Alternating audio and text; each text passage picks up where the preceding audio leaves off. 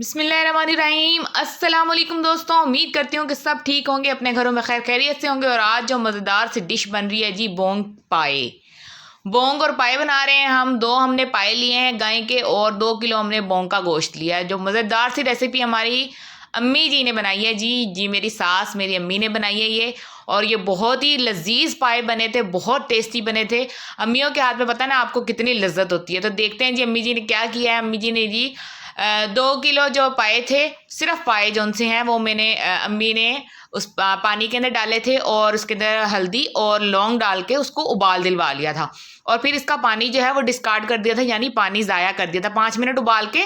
और पानी जो था वो हमने वेस्ट कर दिया था, यानी इसकी हड़ान जो उनसी होती है ना बड़े गोश्त की, वो सब निकल गई थी। ठीक है। अब यखनी के अच्छा जी, यखनी के लिए हैं जी 2 तेज़पात लिए हैं, 3 बड़ी इलायची, 2 छोटी इलायची और 5 से 6 लौंग लिए हैं और एक दालचीनी का टुकड़ा भी डाला था जो कि यहाँ नज़र नहीं आ रहा तो डाल दिया था बाद में। और 2 बड़े प्याज जो उनसे हैं वो हमने स्लाइस करके डाल दिए थे इसके अंदर। ठीक है जी। और सूखा धनिया जो सा है वो भी पिसा हुआ डाला है जी हमने, खड़ा गरम मसाला डाल के साथ पिसा हुआ धनिया और 1 बड़ा चम्मच भर के जो है वो नमक डाल दिया था और यखनी को चढ़ा दिया था। 5 किलो अम्मी जी ने पानी डाला है इसके अंदर। 2 बड़े प्याज डाले हैं और 2 पाए लिए थे हमने और 2 किलो ही बोंग का गोश्त भी साथ ही डाल के चढ़ा दिया था इसके अंदर, जो कि 1 घंटे के अंदर पक के तैयार हो गया था। और उसको फिर निकाल के हमने सेपरेट कर लिया था। ठीक है जी। बोंग का गोश्त निकाल के सेपरेट कर लिया और पाए को पकने के लिए रख दिया है। पाए पक चुके हैं जी 5 घंटे के बाद, ये 5 साढ़े 5 घंटे के बाद ये पाए पक गए थे। माशाल्लाह से हमारी यखनी तैयार हो चुकी है। अब जी यखनी को और जो है पाँव के जो देखें जी, माशाल्लाह से कितने ज़बरदस्त ये पक्के तैयार हो गए हैं। गल गए, पूरे गले हुए होने चाहिए। गले हुए हो तो फिर मज़ा आता है ना, पाए गले हुए होने चाहिए, फिर इसको ये कि हज़म करना भी आसान हो जाता है। और ये कि पके हुए पाए जो उनसे हैं वो खाने का मज़ा भी अलग से होता है। लिचड़े से चिचड़े से पाए जो उनसे होते हैं ना, वो कम गले हुए वो नहीं अच्छे लगते। ये बिल्कुल फुली डन करके हमने उतारे हैं और हमने जो यखनी है अलहदा कर ली है। और जो इसकी नीचे नीचे हड्डियां बच जाती हैं वो हमने फेंक देनी है। इसीलिए इसको सेपरेटली छान के अलहदा कर लेते हैं ताकि हड्डियां जो उनसी हैं वो बाद में मज़ा ना ख़राब करें। तो जी पाए की बोटियाँ अलहदा कर ली थी और बोंग की बोटियाँ अलहदा कर ली थी। ठीक है जी। अब लिया है जी हमने 2 चम्मच लाल मिर्च लिया है, 1 चम्मच हल्दी ली है, 1 चम्मच नमक लिया है और 1 चम्मच सूखा धनिया लिया है। सूखा धनिया हमने पहले भी डाला हुआ है और सूखा धनिया अब भी ले लिया है। ठीक है जी। मसाले के लिए हमने और ये ऑयल लिया है, हमने 1 पाव के करीब ऑयल लिया है और 2 बड़े चम्मच जो उनसे भर के वो लहसुन अदरक का पेस्ट लिया है। और 2 बड़ी जो प्याज थी, नॉर्मल साइज़ की प्याज, वो हमने स्लाइस करके लिया है। और 4 बड़े खाने के चम्मच जो उनसे हैं वो, एक कह लो कि आधा पाव के करीब ये दही बनती है।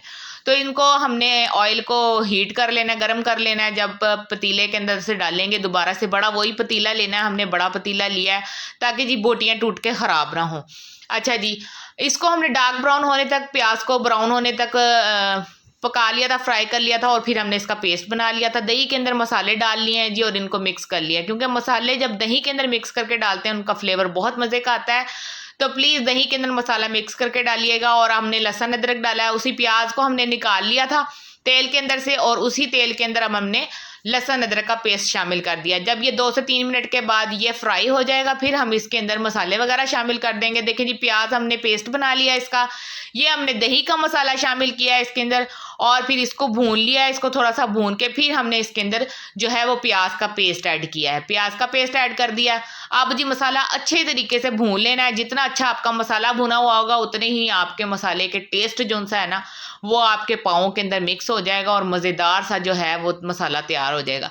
अब जो एक्स्ट्रा बोटियाँ लगी हुई थी, हड्डियाँ ज़्यादा थी और हड्डियों के अंदर जो मेख थी वो अम्मी जी ने निकाल दी है, हड्डियों के अंदर से मेख। और जो मेख है ये हम दोबारा से इसी के अंदर शामिल कर देंगे। और वो जो हड्डियाँ हैं और वो हमारे पाए हैं, हड्डियाँ एक्स्ट्रा अगर हों तो वो आप डिस्कार्ड कर दीजिएगा, बाकी आप पाए की बोटियाँ डाल लीजिएगा। थोड़ी बहुत नलियाँ जो उनसी बड़ी होती हैं वो खूबसूरत भी लगती हैं और मज़ा भी उनसे आता है, लज्जत आती है। तो हड्डियाँ भी हमने ऐड की थी, पाए भी लिए थे, बोंग भी ली थी। तो माशाल्लाह से 5 साढ़े 5 किलो के करीब, 6 किलो के करीब ये मटेरियल बन गया था। और इसको हमने फिर ऐसे अच्छे तरीके से इसको भून लिया था। जब हमारा पहले मसाला भुन गया था उसके मसाला भुनने के बाद फिर हमने इसके अंदर पाए, बोंग तो जो थी वो हमने डाल के शामिल करके इसको अच्छी तरह से भून लिया है। भून के फिर इसके अंदर अम्मी जी ने जो है वो यखनी जो सी थी बनाई हुई वो ऐड कर दी थी। ठीक है जी, मसाला जब अच्छे तरीके से भुन जाएगा यखनी फिर ऐड करनी है उसके अंदर। ठीक है, यखनी डाल दिया उसके अंदर। अब इसके अंदर आप नमक वगैरह अपने हिसाब से टेस्ट कर लीजिएगा, टेस्ट के हिसाब से अपना नमक वगैरह डाल लीजिएगा अगर ऊपर नीचे होगा तो डाल के इसको हमने 5 से 7 मिनट तक जो है वो ऊंची आंच के ऊपर यानी मीडियम फ्लेम के ऊपर पकाया था। यानी पके तो हुए ही हैं ये पहले, लेकिन फ्लेवर ऑब्जर्व करने के लिए हम उसको 5 से 7 मिनट जो है वो हाई फ्लेम के ऊपर पकाएंगे।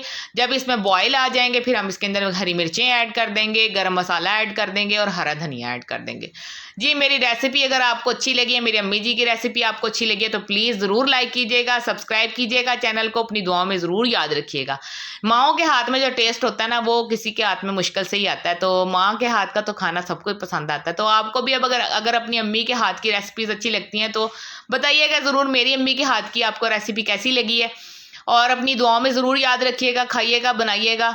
और मेरे आपने चैनल को ज़रूर सब्सक्राइब करना है जी। वीडियो को लाइक अगर पसंद आती है तो ज़रूर करें, चैनल को सब्सक्राइब ज़रूर करें, दुआओं में याद रखें। मिलेंगे किसी और वीडियो में। अल्लाह हाफिज़।